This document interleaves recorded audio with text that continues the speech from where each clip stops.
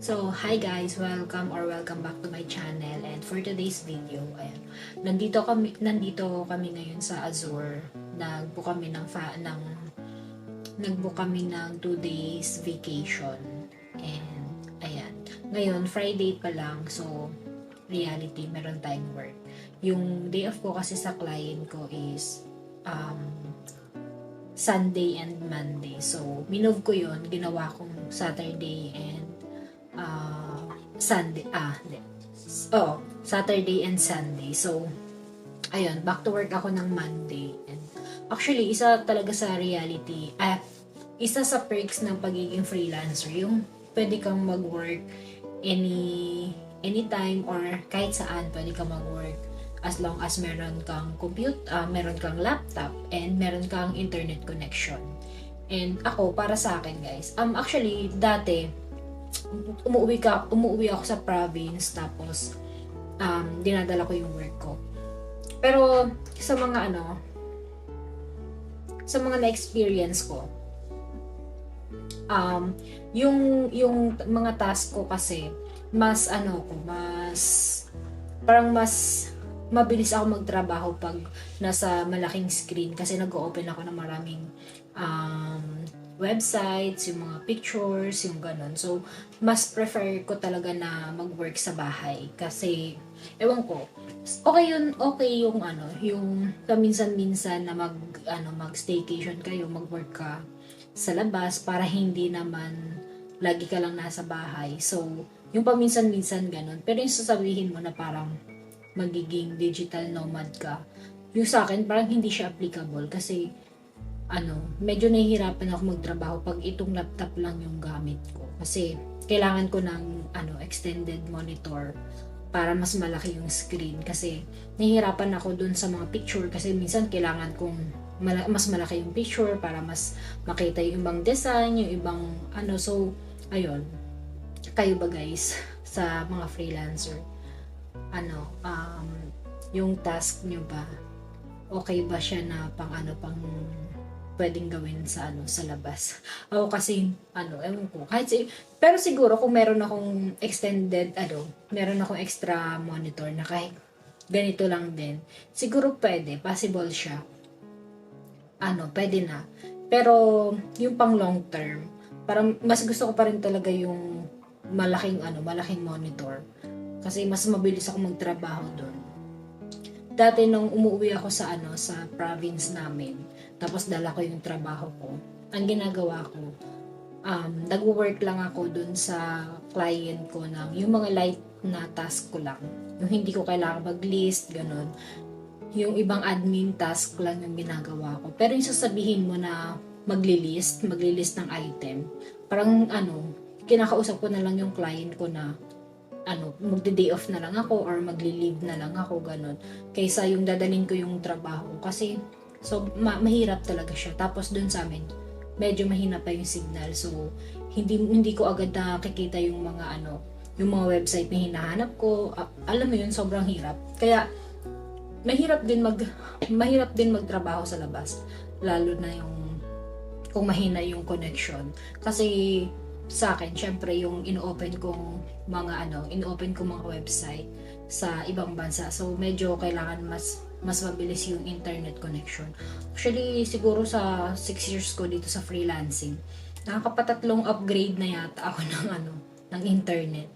Kasi nga medyo mabagal talaga siya. Kaya, ayun.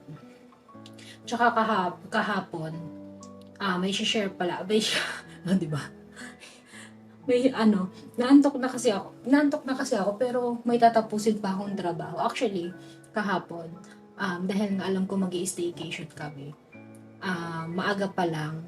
Actually, this week, nag-extra work na ako everyday para pagdating ng Friday, konti na lang yung gagawin ko. Kaya lang kahapon, ang 3 a.m. gising na ako para magtrabaho. Kaya lang yung client ko, maaga kami nag-usap. Tapos nung meron nga kami naging problem, so may nagawa akong mali. Which is yung nagawa ko na yon, medyo parang magiging hindi sa akin yung ano ba yung tawag dun? Yung, so ayun guys, yung meron nga akong nagawang mali, and yung mali kong nagawa, ang maapektuhan talaga nun is yung client ko, kasi siya yung time niya yung medyo kailangan niyang retake yung mga pictures ng items na yon na na-delete ko sa eBay na hindi ko agad naibalik. So sa eBay kasi guys, pag for sure alam to ng mga nagmamanage ng eBay store. So, may mga items na hindi nabebenta kaagad, 'di ba? So, pag dapat mga more than dapat nga 30 days lang 'yun. So, ang ginagawa namin dapat hindi siya tatagal ng 3 months ganun or 90 days. So, meron akong na-delete doon, tapos hindi ko alam kung bakit. I'm not sure kung nagloko yung eBay, ganun. Pero, merong, I think isang bin yun. Nasa 20 plus items. So, hindi siya, na-delete ko siya, tapos hindi ko siya na-i-release. So, after 90 days kasi, mawawala na yun sa unsold. So, nawala siya sa unsold, tapos, so, syempre, wala na kaming copy ng listing, wala na kaming copy ng pictures. So, ngayon, ang mangyayari, si client yung kailangan niya mag-retake kailangan niya i-retake yung item. So, ayun. Buti nga hindi naman siya masyadong nagalit, kasi wala ganun talaga nangyayari talaga, kahit hindi naman porket matagal na syempre, nagkakamali din naman tayo. So, ayun, first time yung mangyari. First time, actually dati, may nangyari na din na ganun. Tapos, buti na lang, nasa listing, nasa unsold pa. So, dati kasi hindi ako nagdo-double check, kasi parang, ewan ko, alam ko kasi na ko na siya. So, ayun, kailangan talaga natin i-double check lahat ng ginagawa natin, kasi syempre sa atin yun, sa atin ang balik doon. And si client din, syempre nakakahiya din kay client, kasi syempre oras niya yung masasayang doon. So, ayun, nahiya nga ako. Kala ko magagalit siya. So, buti na lang dati nung yun, parang nakalimutan ko kung ano na yung nagawa ko noon. Parang pangalawang beses na tong nagkamali ako sa kanya ng medyo malala. So, parang nung time na yun, parang iniisip ko baka tanggalin na niya ako, ganun. Tapos nung kinausap niya ako, sabi niya, parang medyo na-stress na ako nung kausap niya ako. Tapos sabi niya, hey, Mary, it's okay, it's not the end of the world, sabi niya. Kaya, yun. Pero, ayun, so far naman, yun parang din naman yung nagawa ko, and ayun, buti na lang din understanding si client. So, yun, kaya kahapon, ang aga-aga, medyo na-stress ako, kasi nag-overthink nga ako, kasi nga hindi ko alam kung nung nag-usap kasi kami, parang di ba magkausap kami, tapos parang mga ilang oras siya, 3 hours, 5 hours yata siya na magkausap kami, tapos after 5 hours pa siya nag-reply. So sabi ko, baka mamaya nagalit siya or what. Yung pala nakatulog siya. So, nung nagising siya ng siguro mga na yun, hapon na yun sa amin. Madaling 2 a.m. sa kanya. Nag-message siya sa akin na okay nga lang daw, sabi niya. I-retake na lang. I-retake na nga lang niya yung items. So, ayun, na-stress ako ng ilang oras kasi ang tagal niya mag-reply. So, yung alam mo yun, yung mga times na hindi siya nagre-reply kung ano pupasok sa isip ko, overthink na malala talaga. Kaya ayun, kahapon hindi ako nakapagtrabaho ng maayos kasi nga dahil doon.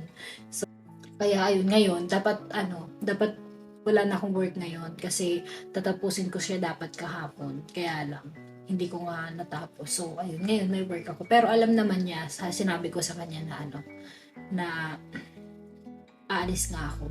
And gusto ko lang pala mag-thank you guys sa mga nagko-comment and sa mga nagsusubscribe sa YouTube channel ko. Sobrang na-appreciate ko pati yung mga comment niyo na yung mga comments niyo na nagustuhan niyo yung video ko, and informative. So, thank you so much and ayan, sipagan ko pang gumawa ng content. Ngayon kasi basta yung share ko lang yung mga na-experience ko kasi wala pa akong masyadong time sa mga ibang na kailangan i-research. So, ayan guys. Maraming salamat. And yun lang muna for today's video guys. And bumubulong ako kasi mag-10:30 na. So, baka mga tulog na yung mga kapitbahay namin dito. So, ayan. So, yun lang guys. And thank you so much for watching. Bye!